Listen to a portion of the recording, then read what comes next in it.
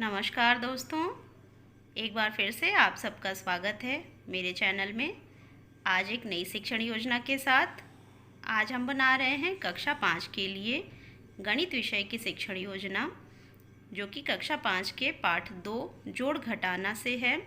इसमें आज चतुर्थ दिवस की शिक्षण योजना हम बना रहे हैं, जिसमें घटाना के इबारती प्रश्नों को हम बच्चों को सिखाएंगे। छात्र वार्तिक प्रश्नों पर आधारित घटाव के प्रश्न हल कर सकेंगे। दी गई कहानी अथवा घटना को सुनकर के घटाव के इबारती प्रश्नों को बना करके और उन्हें हल भी कर पाएंगे। इस प्रकार से ये लर्निंग आउटकम्स छात्रों के अंदर अपेक्षित हैं। सीखने सिखाने की सामग्री। सीखने सिखाने की सामग्री के अंतर्गत हमारे पास है फ्लैश कार्ड, दीक्षा पर उपलब्ध वीडियो इत्यादि। सीखने सिखाने की गतिविधियों को हम चरणों में विभाजित करेंगे। चरण और समय और अवलोकन का तरीका। शिक्षण के आरंभ में शिक्षिका पाठ में दिए गए उदाहरण के आधार पर छात्रों के पूर्व ज्ञान का आकलन करते हुए उन्हें घटाव के इबारती प्रश्नों से जोड़ेंगी। शिक्षिका जो है छात्रों के घटाव के जो भी उनके पूर्व ज्ञान है उसके आधार पर उन्हें इबारती प्रश्नों को किस प्रकार से हल करना है ये सिखाएंगी। ये पुस्तक में हमारे कक्षा 5 की पुस्तक में ये उदाहरण दिया हुआ है कि एक प्राथमिक विद्यालय के 2 कक्षों के निर्माण में 13,200 ईंटें, एक शौचालय बनाने में 1,500 ईंटें तथा रसोई घर बनवाने में 2,000 ईंटें लगीं। ये प्रश्न शिक्षिका छात्रों के सामने श्यामपट्ट पर लिखेंगी और उसके बाद इससे संबंधित छोटे छोटे प्रश्न पूछेंगी कि विद्यालय की कक्षाओं और शौचालय तथा रसोई घर में कुल कितनी ईंटें लगीं, ये कैसे पता चलेगा। तो छात्र पहले हमारे कक्षा में सीख चुके हैं कि जब हमें कुल संख्या पूछता है तो हम दी हुई संख्याओं का योग करते हैं। तो छात्र बताएंगे कि हम ये तीनों संख्याओं को जोड़ेंगे और जोड़ करके हम आसानी से पता कर पाएंगे कि कुल कितनी ईंटें लगेंगी। इसी प्रकार से शिक्षिका पुनः पूछेंगी कि रसोई घर के निर्माण में शौचालय से कितनी अधिक ईंटें लगीं। अब ये छात्रों के लिए एक अलग प्रश्न हो जाएगा जो कि जोड़ के प्रश्न से अलग लगेगा। तो इस प्रकार से छात्रों के अंदर जिज्ञासा उत्पन्न होगी कि इस प्रश्न को हम कैसे हल करें। तो इसके लिए शिक्षिका छात्रों को प्रोत्साहित करते हुए उन्हें जिज्ञासु बनाएंगी और उन्हें कहेंगी कि आज हम लोग घटाना के इबारती प्रश्नों को हल करना सीखेंगे। इस प्रकार से इस दूसरे प्रश्न का उत्तर हम आसानी से निकाल पाएंगे। हमारा दूसरा चरण होगा शिक्षण के मध्य में।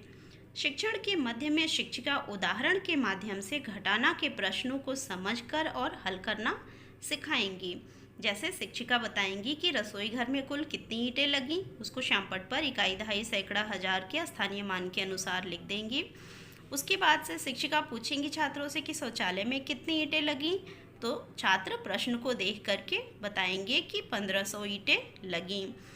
फिर शिक्षिका जो है छात्रों को बताएंगी कि रसोई घर में जो ईंटें लगीं उनकी संख्या शौचालय में लगी हुई ईंटों की संख्या से ज़्यादा है। तो इस प्रकार से हम रसोई घर में लगी हुई ईंटों में से शौचालय में लगी हुई ईंटों की संख्या को घटाएंगे और इस प्रकार से हम ये निकाल लेंगे कि रसोई घर में कितनी अधिक ईंटें लगीं।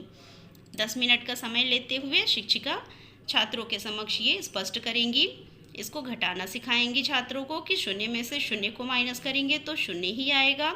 यहाँ पुनः 0 में से 0 माइनस करेंगे तो 0 आएगा। यहाँ पर 0 है और यहाँ 5 है तो 5 बड़ा है। 5 को घटाने के लिए हम इस 2 जो कि हजार के स्थान पे है यहाँ से 1 हासिल लेंगे और इस प्रकार से सैकड़ा के स्थान पर जो संख्या बन जाएगी वो हो जाएगी 10।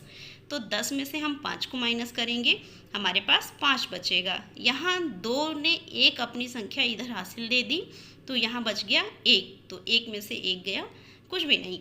इस प्रकार से हम ये निकाल लेंगे कि 500 ईंटें रसोई घर में ज़्यादा लगीं और ये छात्रों के समक्ष उत्तर आ जाएगा। हमारा अगला चरण होगा शिक्षण के अंत में। शिक्षण के अंत में शिक्षिका पुस्तक से अन्य उदाहरण लेकर के छात्रों के साथ प्रश्नोत्तरी के माध्यम से इबारती प्रश्नों को हल करने की पुनरावृत्ति कराएंगी। इसके साथ साथ शिक्षिका छात्रों से इबारती प्रश्न कैसे बनाते हैं, किसी घटना या किसी तथ्य को लेकर के हम कैसे प्रश्नों का निर्माण करेंगे, इसके ऊपर भी शिक्षिका चर्चा करेंगी और जो भी प्रश्न वो हल करेंगी उसे श्यामपट्ट पर लिखती भी जाएंगी। इसके बाद गतिविधि के अंतर्गत शिक्षिका 10 मिनट का समय लेकर के छात्रों की सहभागिता और उनके उत्साहवर्धन के साथ साथ उनको टोलियों में बांट देंगी, उन्हें अलग अलग संख्याएं देंगी और इन संख्याओं से संबंधित उन्हें इबारती प्रश्न अपनी कॉपी पर लिख करके और उसे हल करने को कहेंगी।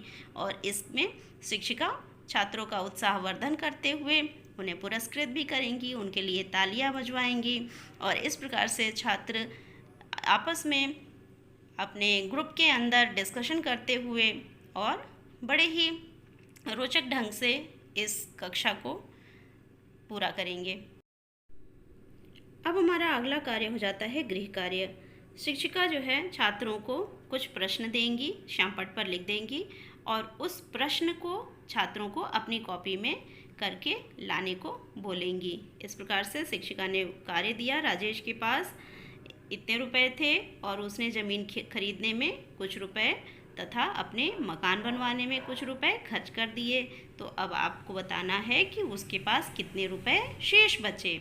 शिक्षिका यह भी स्पष्ट करेंगी छात्रों को कि जहाँ कहीं भी शेष पूछे या फिर जहाँ कहीं भी दो संख्याओं के बीच का अंतर पूछता है तो वहाँ हम घटाना के इबारती प्रश्नों के माध्यम से उस प्रश्न को हल करते हैं। 5 मिनट का समय लेते हुए शिक्षिका छात्रों को यह भी निर्देशित करेंगी कि पुस्तक व कार्य पुस्तिका में जो भी इबारती प्रश्न घटाना के दिए हुए हैं उसको शिक्षिका टिक लगवा देंगी और छात्र उसे कॉपी में करके ले आएंगे। आगामी कार्य योजना होगा कि गृह कार्य अवलोकन के उपरांत शिक्षिका जोड़ घटाव के पाठ की पुनरावृत्ति कराने की कार्य योजना बनाएंगी, क्योंकि आज 4 दिवस की शिक्षण योजना के साथ इस पाठ को शिक्षिका ने पूरा कर लिया है। अब छात्रों के लिए हो जाएगा श्यामपट्ट कार्य का कार्य, जो कि छात्र श्यामपट्ट पर से देख करके अपनी कॉपी में करेंगे। शिक्षिका ने पाठ को पढ़ाते समय जो भी प्रश्नों को हल कराया है उसे वह श्यामपट्ट पर लिखती जाएंगी और कक्षा के अंत में छात्र उसे अपनी कॉपी में लिखेंगे। इस प्रकार से ये छात्रों का श्यामपट्ट कार्य अथवा कक्षा कार्य हो जाएगा। जैसे यहाँ पर शिक्षिका ने प्रश्न लिख दिया है और उसी के माध्यम से किस प्रकार से हम इसमें से तथ्य निकाल करके, स्टेटमेंट निकाल करके और फिर किस प्रकार से हमें इसे हल करना है, ये सब कुछ पूरी डिटेल में श्यामपट्ट पर लिखा होगा और छात्र उसे अपनी कॉपी में करेंगे। इस प्रकार से ये इनका कक्षा कार्य पूरा हो जाएगा और इस तरह से ये आज की शिक्षण योजना समाप्त होती है। Thank you.